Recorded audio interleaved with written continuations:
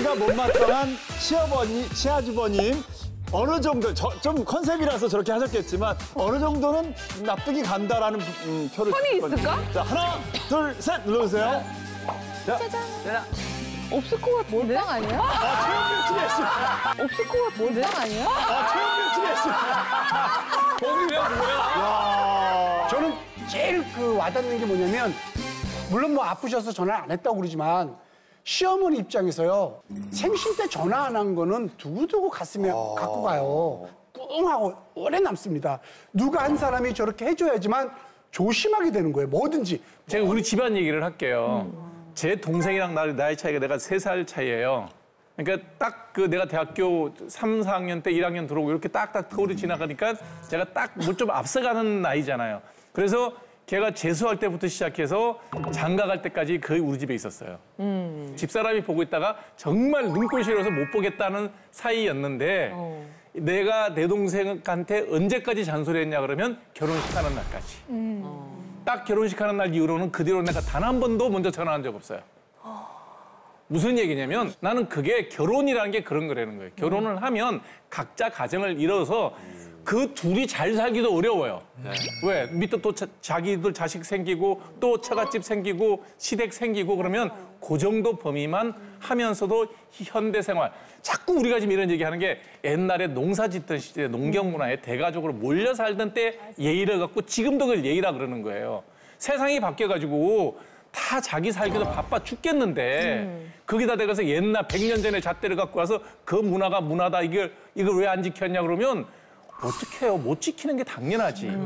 내 동생이 우리 와이프를 못마땅하게 생각해요. 우리 와이프를 못마땅하게 생각해요. 동생이? 왜 이렇게 외국어들 얘기하세요? 너무 말씀 많이 하신 거 아니에요? 그러니까 뭐 때문에? 우리 형이 불쌍하다 이거야. 좀 어떤 면에서? 아내로서 우리 내 동생 우리 재유 씨는 너무 잘해. 남편한테. 그러니까 기본적으로 모든 여자는 이 정도는 해야 된다고 알고 있는데 우리 집 와서 이렇게 보니까 형수가 잘못해. 못마땅해. 그러니까 그런 이놈이 그냥 못마땅하면 그냥 못마땅하고 가야 되는데 말을 해. 형수한테 형수 이거 뭐 이렇게 좀 툭툭 시비를 걸어. 그러니까 우리 재은이가 우리 시동생한테 뭐라고 말을 못해요. 그 동생이 그걸 가버리고 나면 아내가 나를 그냥 죽여버려요. 그냥. 아니 그 옆에서 있는 듯 한 얘기는 아니죠? 아니 나 동생이래. 아니 형수 이게 뭐예요? 아니 반찬이 왜 아쉬웠어요 형수? 아니 그걸 보고 뭐라 그래? 보고 나는 그냥 아무 소리 안 했죠 뭐 그냥. 혼나지. 왜냐면 내가 하고 싶었던 말이에요. 그러니까 고맙더라고 그래서 그냥 나 더 해라고 계속 그랬어. 좀 더 해라 했더니 신났지 뭐. 형수 반찬이 왜 이래요? 그래 형수 이게 음식 안 하시나 봐. 뭐 그러면서 형수 칼질이 이게 뭐예요? 칼질이 편하네 이러고. 그래서 내가 동생한테 뭐라고 말을 가만히 있었더니 가고 난 다음에 앞으로 시동생 오지 말라 이거야. 그리고 오빠는 왜 옆에서 아무 소리 안 해주냐 이거야. 근데 동생은 나름대로 뭐 정말 이런 건 기본적으로 좀 잘해야 되지 않겠냐라고 했는데 싫은 거야. 그래서 내가 그때부터 우리 엄마도 전화가 왔어요. 영구야, 너 어떻게 재현이 그러냐 해서 뭐 했대. 야, 내가 사는 집 그 옆집에 그 며느리 와가지고 목욕도 시켜주고 등도 밀어주고 옷도 사주고 같이 밥도 먹고 뭐 한 달에 한 번씩 두 번씩 오는데 재현이는 연락도 없고 자주 안 오내는 거야. 그럼 엄마 그러면 내가 어떻게 하려면 네가 가서 좀 재현이한테 좀 얘기 좀 하고 교육시키라 해서 나 엄마 그럼 싸우라는 얘기지 어떡해. 엄마 그냥 내가 저기 새신사고 돈 줄 테니까 엄마 가서 저거 하고 돈 줄 테니까 엄마 밥 사 먹고 하고 싶은 얘기 나한테 하고 재현이한테 절대 하지 마. 그럼 나 혼나 내가. 그렇지. 똑똑해. 하지 마. 정말 엄마 재현이한테 한마디 하지 마. 엄마 그렇다고 엄마 시킨다고 하지도 않아. 그러니까 나한테 얘기해. 나한테 내가 행복하게 살길 바라는 그 정도니까 제가 왜냐면 아내를 지켜주려고 그랬던 게 아니라 그게 안 바뀌어요. 고쳐서. 그래서 저는 그래서 우리 엄마가 진짜 저는 제가 잘난 척하는 게 아니라 명절 때도 우리 아내는 돈을 가져갈 줄 몰라서 제가 돈을 봉투에 말해서 엄마 줘. 그러면 우리 엄마를 꼭 자기가 준 것처럼 줘. 그리고 엄마 생신, 재현아 내일 엄마 생신이니까 전화 좀 해드려? 왜냐면 여기서 나는 챙겼는데 그런 거 따질 필요 없이 잘하는 사람이 잘 챙겨서 관계만 좋게 만들면 되죠. 그럼. 누구를 와가지고 그 아까 시아버지 집에 와서 뭐 해라. 아니 아린식이 귀에 들어와. 아유 진짜 다시 오지 말고 남편 낳았다 왜 오지 말라고. 그거 시아버지야? 꼴도 보기 싫다고 싸운다니까. 아니 형 착해가지고 그런 얘기는 안 하네. 아니 근데 요새는 제 딸도 보면 시댁 집들이 뭐 이런 거 별로 하지도 않고 시어머님이 저 지방에 계신데 서울 원래 결혼 올라오셨어도 아들 집에 그냥 나 왔다 내려간다 이 정도예요. 저는 아까 이미진 마담의 의견이 딱 맞아요. 버티라. 아니 버티는 게 아니라 아린 씨의 원형질이 안 바뀌어요. 왜? 계속 일을 할 거, 계속 일을 하고 싶어 할 거예요. 더 정신 없어 할 거예요. 그러니까 저는 이거 정말 정신 없고요. 앞으로 뭐 했습니다. 그러면 그래 우리 아린이는 그 대신 성격 밝고 열심히 살고 하잖아. 인정해준. 저도 결혼 30년이 지나서야 시댁 식구가 이해를 했어요. 저희는 노동기구가 아니라 오락기구다. 근데 쟤한테는 있잖아요. 요리 솜씨가 아니라 연예인 뒷얘기를 듣는 게 물론 낫다. 안 바뀌어요. 시댁 식구가 한 10명이 함께 있는 자리에서 저 혼자 있게 되면은 저한테 10가지 잘못이 시댁 식구지는 하나씩 다 보이는 겁니다. 제 머리 노란 물 들인 것도 그중에 어느 분은 마음에 안 들고 또 어떤 분은 노란 게 이쁜 분도 있어요. 근데 마음에 안 드는 그 시동생이 저한테 형수야 맨날 머리 그렇게 색깔 이렇게 화려해요. 이래요. 누구는 저가 그 쫄쫄이 바지 입은 거 또 말씀하시고 근데 제가 한 번에 하나씩만 딱 말하면 그거 고치고 하는데 여기는 집중적으로 딱 얘기하면 제가 오히려 그거 모든 것을 다 포기할 수 있는데요. 여기서 저는 그래서 이제 싸움 딱이 된 경우거든요. 그리고 그런 부분에 대해서 한 분마다 다 공격을 제가 나름대로 다 합니다. 그러니까 결과적으로 뭐가 되면은 무는 개는 내비둔다. 가만히 있으면 오히려 건들고. 그러니까 무는 개는 사람도 무서워한다. 그래서 제가 그냥 무작정 입으로 뭐 얘기하면 중간에 탁탁 치고 들어올 수 있잖아요. 그래서 제가 글을 적었습니다. 성명서처럼. 네, 제가 지금 한 2분 정도 말씀을 드리겠습니다.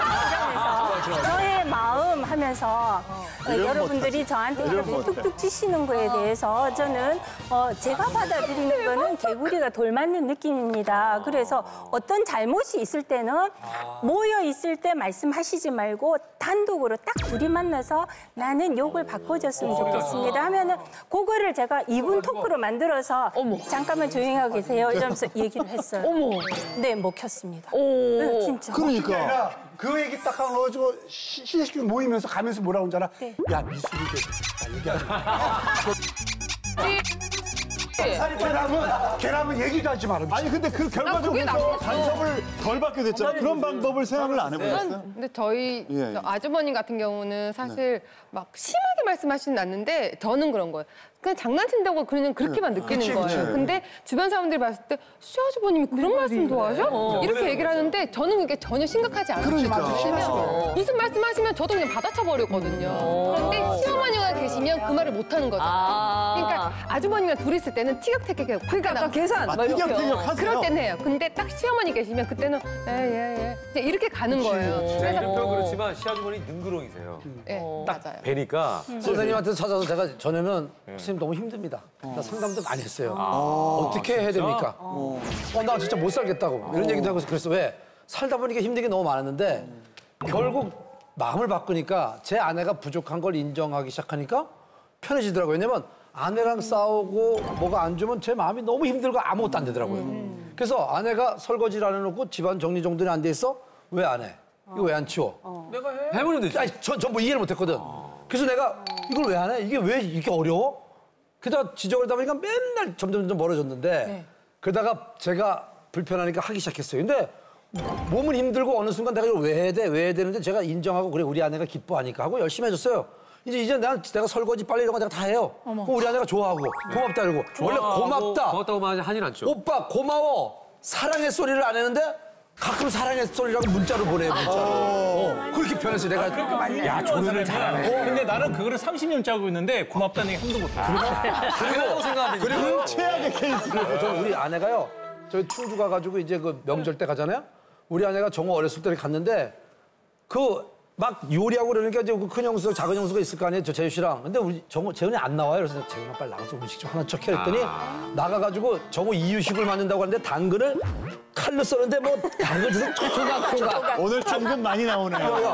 그거를 정확하게 우리 형수들이 보니까 답답해 미치는 거야. 아이고 참 언제 그거 해서 미길래나. 그러니까 우리가 저 살림의 고수들이 볼 때는 답답해 죽겠는 거야. 그래도 안 되겠어. 그래도 뭘 하려고 아 됐어. 절로 가. 우리가 이렇게 우리 아내가 약간 무시당하는 거야.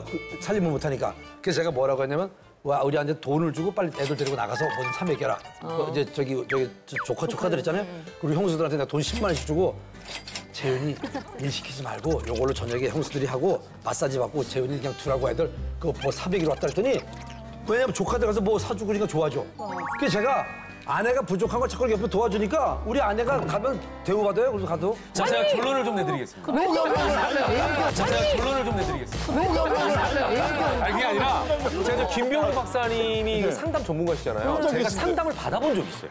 실제로 저런 왜 이렇게 결혼한 사람들이 상담들을 많이 아니, 받고 이런 그래요? 전문가분께 상담 잘해요? 그러니까 저런 전문가분들께 제가 상담을 받아본 적이 있는데 어떤 얘기를 하냐면 자, 부부끼리 서로가 규칙을 정해놔야 그 규칙을 정해놓은 상황에서 내가 좀 더 해주면 고마운 줄 안다는 거예요. 근데 규칙이 없으면 해줘도 고마운 줄 모른다는 겁니다. 예를 들면 저도 집에서 형이랑 똑같아요.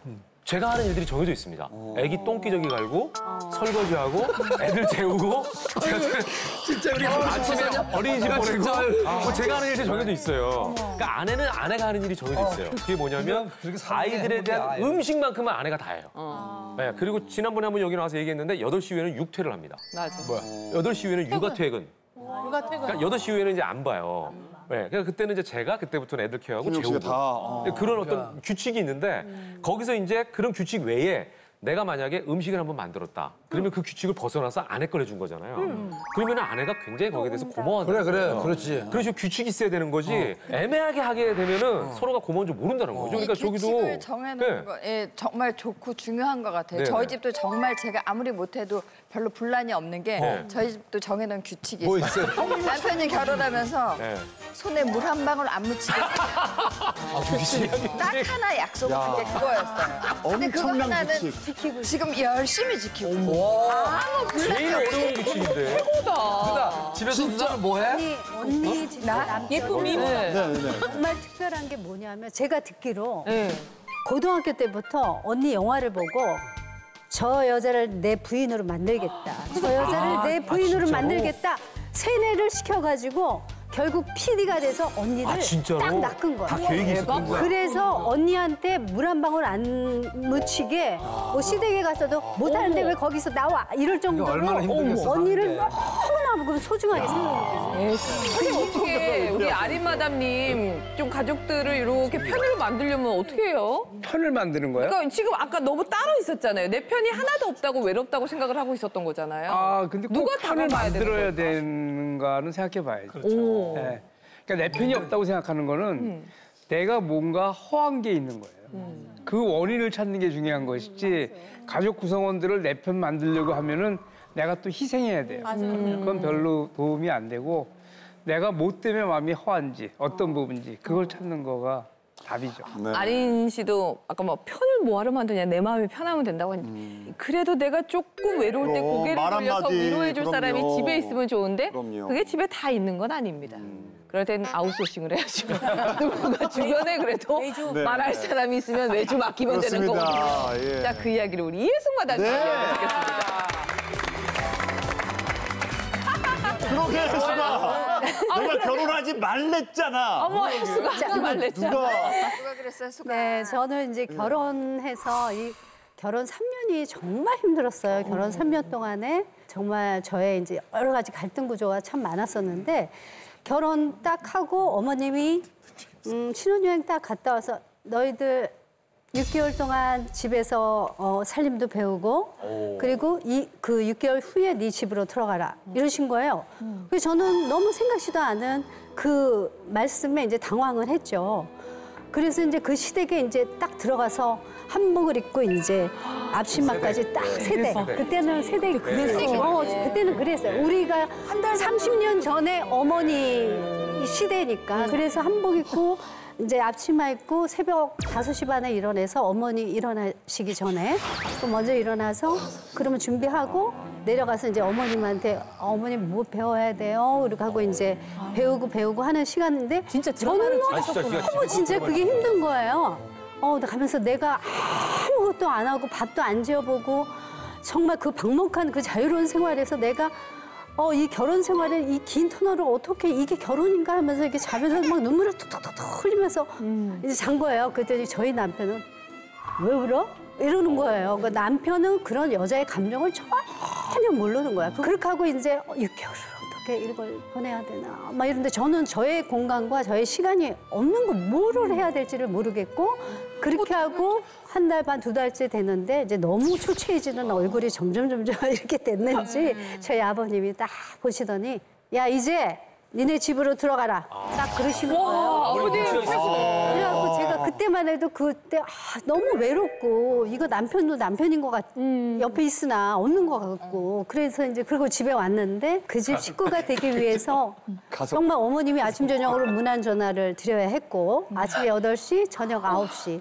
그러면 아침에 그 시간에 문안 전화를 드리기 위한 그 막 스트레스가 있는 거야. 그 시간에 꼭 맞춰서 드려야 했고 그리고 원하든 내가 원치 않든 어머님이 호출을 하시면 내가 그냥 달려가야 했고. 가까이에 살았지. 5분 거리에 살았어요. 그러니까 저는 제가 3년 동안에 제 시간을 보낸 적이 없어요. 내가 친구하고 뭐 영화를 보기로 약속을 했었어도 어머님이 예, 너 오늘 나랑 어디 가자. 아, 네, 어머니. 그리고 딱 놓고 다 어머니한테 맞추면서 그런 생활을 했어요. 근데 계속 어머니하고 관계를 계속 시댁하고 관계를 하니까 내가 가면서 내가 이 결혼을 남편하고 한 것인가 내가 시댁하고 결혼을 한 것인가 너무너무 그 생활이 결혼이라는 게 이런가 하고 막 너무너무 힘든 그 시기에 제 친구가 왔어요. 대학교 졸업하고 2년 만에 결혼을 한 친구가 있어요. 근데 그 친구가 결혼할 때 나는 그때 연예인 생활을 할 때니까 너무나도 행복한 얼굴로 혜수가 너도 빨리 결혼해봐. 너무 행복해. 그리고 너무너무 사랑하고 둘이서 그러더니 딱 2년 만에 저한테 전화하더니 혜수가 너 그냥 결혼하지 말고 혼자 살아. 혜수가 너 그냥 결혼하지 말고 혼자 살아. 예, 내가 옆에 그렇게 사랑했던 사람이 내가 지금 보니까 그 사람이 아닌 것 같아. 잊어버렸어, 나한테. 그러면서 혜수가 너 결혼하지 말고 결혼은 환상이야. 그냥 혼자 살아. 나한테 이러는 거예요. 그랬는데 이제 저도 어쩌다 보지 남이 다 하는 거니까 나도 해봐야지. 그렇게 해가지고 했는데 그 친구가 와가지고 내가 그랬잖아. 너 그때 왜 나를 죽일 듯이 말리지 않았니? 괜히 죽일 듯이 나를 말리지 않았니? 막 이러면서 이제 그렇죠. 근데 이제 그 친구도 큰 며느리였어요. 그러니까 이제 맏며느리. 환경이 약간 비슷했고. 그러니까 서로 이제 뭐 토로하고 뭐 시어머니가 막 하는 거죠. 얘기를 막 하면서 막 서로 키키고 물고 불고 이제 뭐 이러다가 걔 배웅을 이제 딱 하고 그래 잘 가 우리 그냥 서로 떨어져 있지만 열심히 살자 이러면서 이제 그러면서 배웅을 딱 가놓고 일어나는데 제가 원래 어렸을 때부터 제가 좀 몸이 약했어요. 그랬는데 딱 제가 쓰러진 거예요. 집 밖에 뭐 잘 가 이러면서 대문 그 바깥에 정원까지 나가면서 잘 가 이러다가 확 쓰러진 거야. 근데 빈혈로 쓰러졌으니까 이제 뭐 나중에 깼겠죠. 깨서 나서 내 친구가 일주일마다 전복찜에 또 송이를 많이 넣은 민어 볶은 민어 송어탕에 몸에 좋다. 송이탕에 그러면서 혜수가 이거 먹고 우리는 시댁하고 전쟁을 버텨야 돼. 이겨야 돼. 혜수가 전우가 우리 잘 살아야 돼. 전우가. 그렇게 이제 일주일마다 저를 걱정하면서 그렇게 음식을 해다 준 친구가 있었어요. 그래서 그때 당시에 제가 가장 힘들었을 때 그 친구의 음식이 저한테 너무너무 위안이 되었었던 친구예요. 경민아 고마워. 아직까지 구독과 좋아요 안 누르셨어요? 지금 당장 눌러주세요.